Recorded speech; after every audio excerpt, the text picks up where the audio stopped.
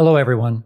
What you are about to hear is a 20-minute presentation given by my brother, Stephen Baughier, at a Salesforce Talent Stacker event. If you are new to FI or looking for a motivational refresher, you'll find this talk one of the, if not the best introduction to the concept of financial independence available today. If you're watching this on YouTube and you have any questions about financial independence, please ask them in the comments. I'm glad to support your journey. Here we go. All right. There you go. That's perfect. That's perfect. All right, so you're here to learn about financial independence, and you will. What I'm going to tell you today, especially if you've never heard about it before, it's going to be very powerful. It's going to be something that you can take your personal finances to the next level and accelerate your path to financial independence. However, knowledge alone doesn't make change, right? Improving your finances requires that you are intentional and that you take action. So throughout this talk today, I want you to think about how the information I'm giving can be used at this point in your life and what actions you're going to take, big or small, because we know that even the smallest decision now or smallest action now can change the trajectory for years down the line. You'd be at a completely different place. So even small decisions are very impactful. We're going to talk about financial independence. Obviously, we're going to define what financial independence is. We're going to cover the topics that make financial independence possible. And I'm going to share some steps that you can take to start improving your finances. I'm going to give you some resources to check out, because a lot of people, when they first hear about financial independence, they get excited. They want to go down the rabbit hole. So I'm going to point you in the direction of a few resources. I'm going to share some communities that you can lean on and learn from during your path to financial independence. And at the end, I'm going to share a cautionary tale that will hopefully help you maintain a healthy perspective while you're working towards financial independence. So what is financial independence? I was very surprised to find out that financial independence is not in the dictionary. You look up in the dictionary, it's not there.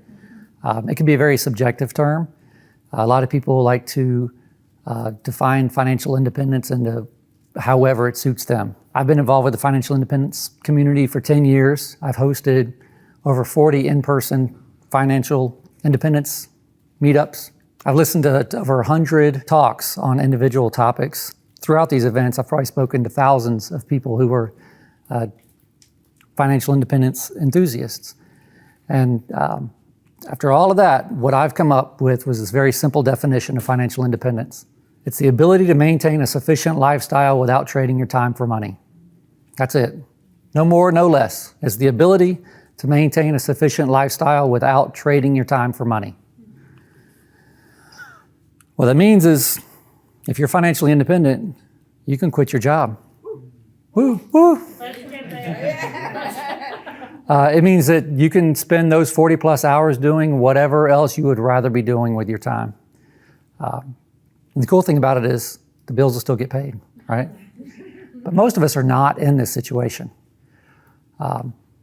Some of us today haven't even thought about the possibility of financial independence or being rich or quitting your job unless, it was in terms of you're going to get this inheritance from a distant relative, or win the lottery, right? But I'm here to tell you, what's that? Get those scratchers, man. Get the scratchers, yeah. Everybody go get them. But achieving financial independence is possible, and you have a much higher success rate than playing the lottery. So we're going to revisit this definition again. So it's the ability to maintain a sufficient lifestyle without needing to trade your time for money, right? What it doesn't say is that you have to quit your job, okay? It doesn't say that you have to have $1 million. It doesn't say you have to have $10 million. It doesn't say what a sufficient lifestyle looks like. And it definitely doesn't say that you can't depend on friends and family to have your needs met, like financial or otherwise, right? It just says we don't need to trade our time for money to pay for our sufficient lifestyle, whatever sufficient means to us at a given time.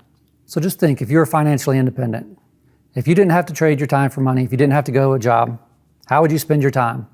What would your relationships with your spouse, with your family, with your children, with yourself look like? Would you learn a language? Would you learn how to cook something new? Would you relax more? Would you read more? Would you exercise more?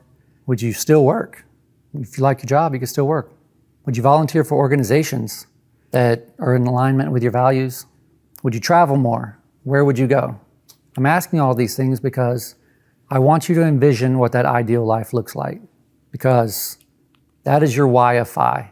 And the why of FI is what's going to keep you motivated once you get to like the boring kind of stages of financial independence. At the beginning, you're very excited. Like, oh, this is new. I'm going to make all these changes. You're going to automate all your bills, and you're going to start diverting, money into savings. And once you start doing all these things and you kind of put it on autopilot, then it's kind of boring for a while. And that's called the accumulation phase. And that's where community comes in. So, but your why of FI is what's going to keep you motivated and on the path. So we're going to talk about some things that make FI possible. If the definition of financial independence means, and I'm going to repeat this over and over again, having the ability to maintain a sufficient lifestyle without trading your time for money, how do we make that happen? If we're not working for a paycheck to get money to pay our bills, how are we going to pay our bills? How are we going to make that money? Well, we're not going to make the money. We're going to build a money-making machine. It's going to make it for us, okay? I like to call this a perpetual money-making machine. And it's not as foreign a concept as it sounds. Who here has been in the military, right? So there are people who serve in the military. If you're not in the military, you probably know someone who has. My brother, for example, he served in the United States Navy 20 years, retired a few years ago. Because of his service, he gets a retirement check for the rest of his life. How does the Navy do it? They have a perpetual money-making machine, right? Another thing that we might be more familiar with, some of us, is like Social Security. And during our working lives, we pay a portion of our paycheck into the Social Security system, and then when we get to be a certain age, we're qualified to start taking income from that. Another perpetual money-making machine. Well, if the Navy can do it and Social Security can do it, then we can too, right? But what makes this possible for us is what's known in the personal finance space as the Trinity study.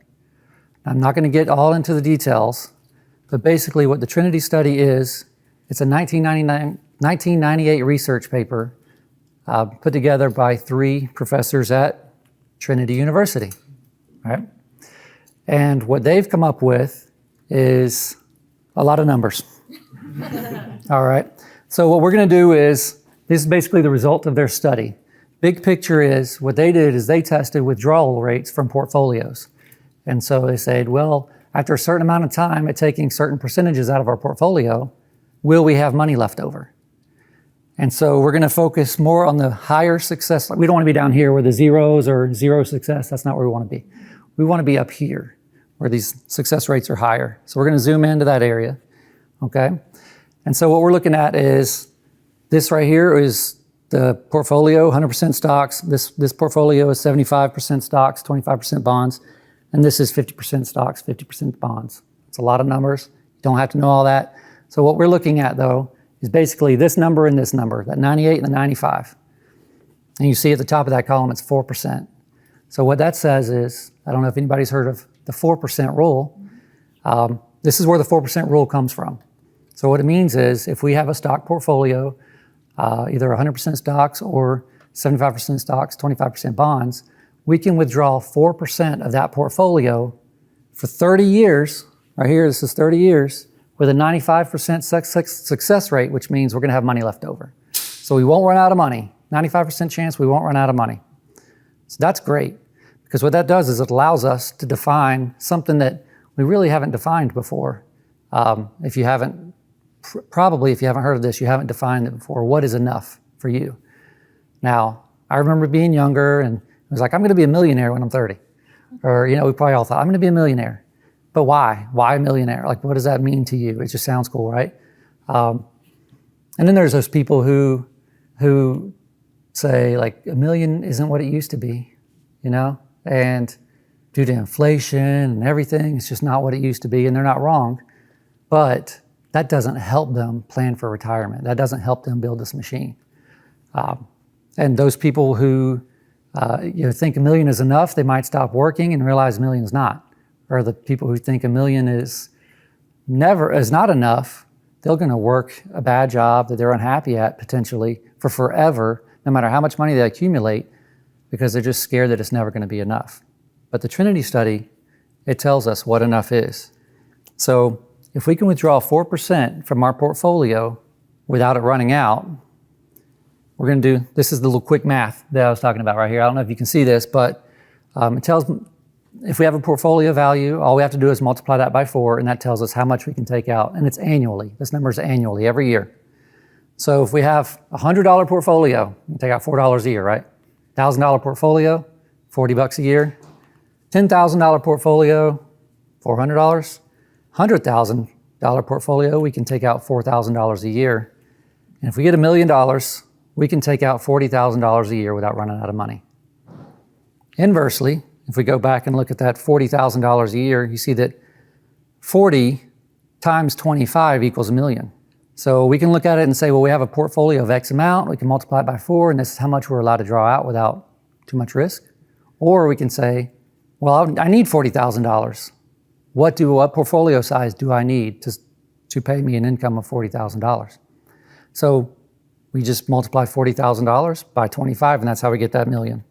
So we're going to go in the other direction now. So think about like what your spending is. What do you spend a year? Multiply that by 25, and that's going to be your FI number. If it's $40,000 a year you spend on expenses, like we said, it's $1 million. 50,000, 1.25 million. If you're going to spend $60,000 a year, you're going to need $1.5 million in your portfolio. $80,000 a year, you're going to need $2 million. You spend $100,000 a year, you're balling. That's great. And that's going to be $2.5 million that you're going to need to have saved up. Everybody with me so far? So we're going to do a quick example. This guy right here, is he financially independent? He has a take-home pay of $75,000. He saves $10,000 of it. So if he's not, which means he's spending 65 of it. Everybody follow that logic? If he's not saving it, he's spending it. So that means, oh, and he also has a portfolio value of $1.625 million. Raise your hand if you think he's financially independent. I think it's close. Yeah, it's close. Raise your hand if you think he's not.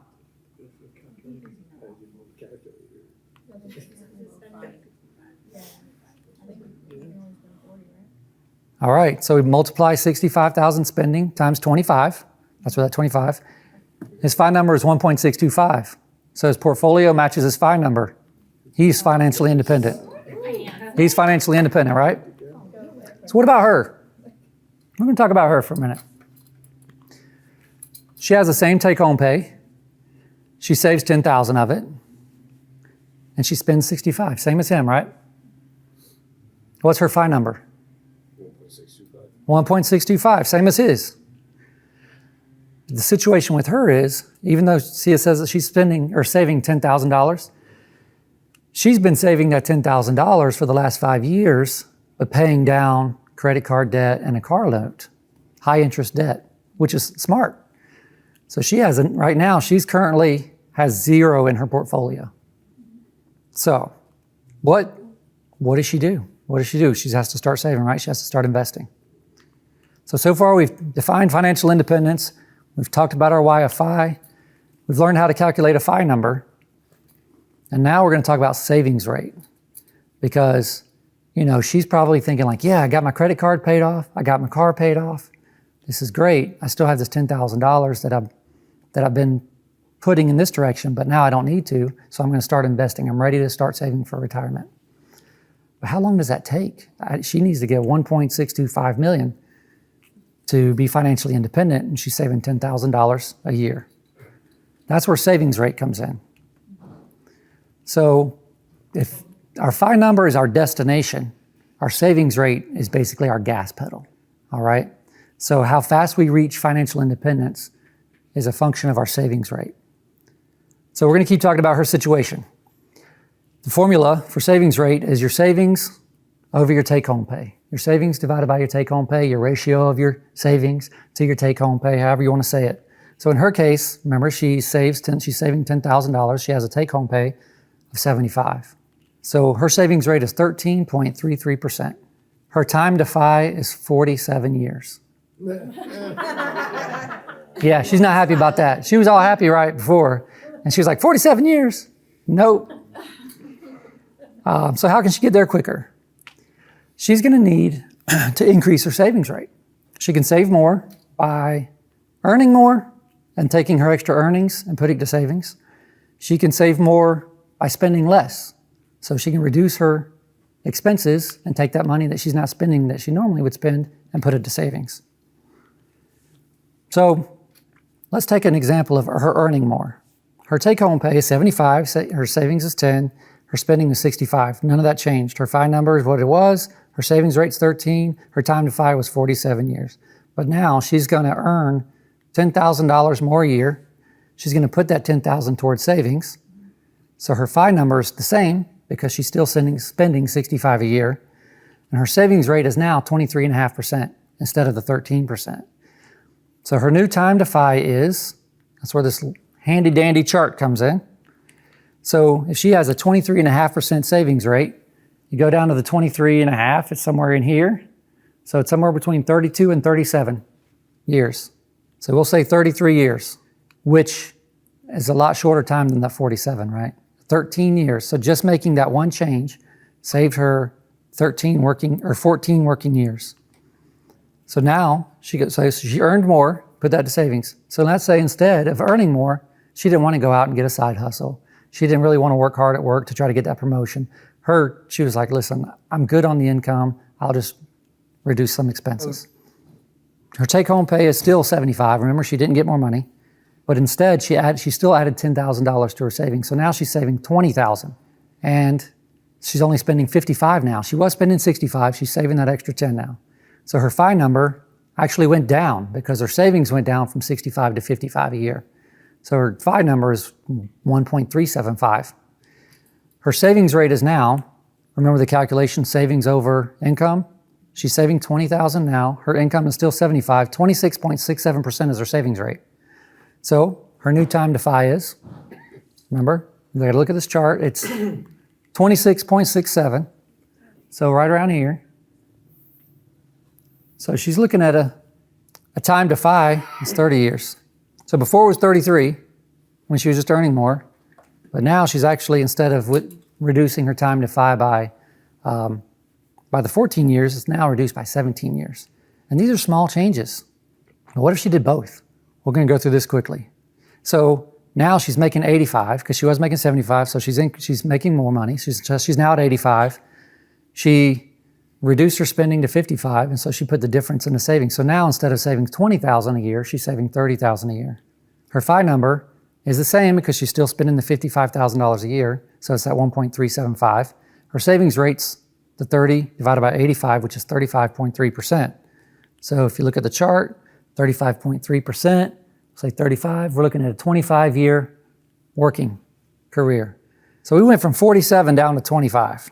And that's not even counting for like all the promotions, any kind of windfalls that she has throughout her life, that any kind of bonuses, things like that. Like it's just a $10,000 increase in income and a $10,000 decrease in spending. So you can see how that's very powerful. So again, I just said this. So the first time it was like 47 years, she wasn't happy about that. So then she increased her income, reduced it to 33. If she decreased her spending, she reduced it to 30, or by 30, or to 30.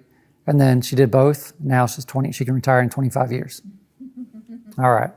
So that's the basics. That's the very basics of financial independence. I just wanted to run through some examples there. Think about how that can be applied to you. If I'm going to give you some, we're going to talk more after this, but other things. So if I had to pick one blog, one book, one podcast, and like one course, this is what they would be for you. Mr. Money Mustache blog. If you haven't heard about it, check it out. You probably have heard about it, but if you haven't, it's kind of addictive. His writing style, he's an engineer from Canada, retired at like 30, 33, somewhere around there. And a lot of people love this blog. The book would be A Simple Path to Wealth, written by Jim Collins. He also has a blog called jimcollinsnh.com, I think, where pretty much everything that's in this book is in that blog. But the book's a really good read. It's a simple read. Where Mr. Money Mustache is like mindset and like day-to-day philosophy kind of, just to kind of get your mind right. The Simple Path to Wealth focuses more on the money, like how do you invest? What do you invest in? But this book is really easy read. It simplifies so much. If you're into podcasts, the Choose FI podcast is probably the most popular podcast in the FI community. They've been around since January of 2017. It's just a great resource. And full disclosure, I don't know if anybody's heard of Phiology, but I have a twin brother, the one that retired from the Navy. He and I put together this Phiology course. So basically what it is you go, you just put in your email address. You're not charged anything.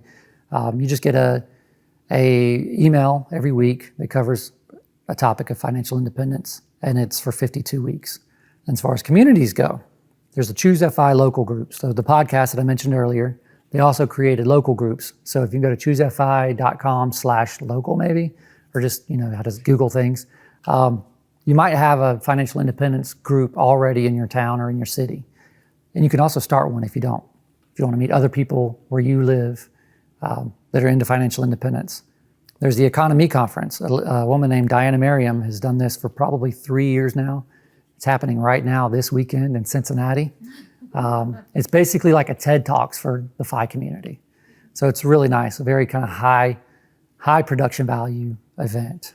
And then there's Camp FI, and that's something that I've done.